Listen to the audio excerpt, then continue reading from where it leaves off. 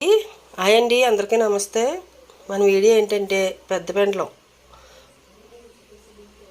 మొలకలు వచ్చినాయండి. 4 ముక్కలు కప్పెట్టాను. నేను కూరకు తెచ్చుకున్నాను. మొదల ముక్క తీసి 4 ముక్కలు చేసి కప్పెట్టానండి. అయితే చూడండి, ఒక్కొక్క ఆకు వచ్చింది. ఇలా కట్టిన మొక్కలు ఏరో దాంట్లో వేసేయచ్చని తీసేస్తున్నానండి నేను.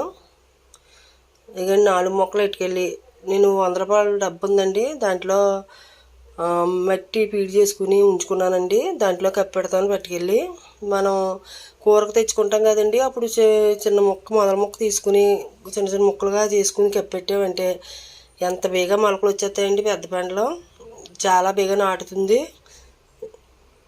అదండి, అందులోనే అన్నీ నేను కంపట్టు యాపిండి అన్నీ వేసి పీడి చేసి పెట్టుకున్నానండి. ఈ డబ్బా అందులో వేస్తున్నాను. చూడండి, ఏళ్ళు చూడండి ఎంత చక్కగా వచ్చినాయో. మనం అలా కప్పెట్టేసుకుంటే దుంప ఈజీగా ఊరుతుంది. కొద్దిగా వాటర్ వేసుకోవాలండి కప్పెట్టాక. మా వీడియో నచ్చినట్లయితే మీకు ఒక లైక్ చేయండి, సబ్స్క్రైబ్ చేసుకోండి.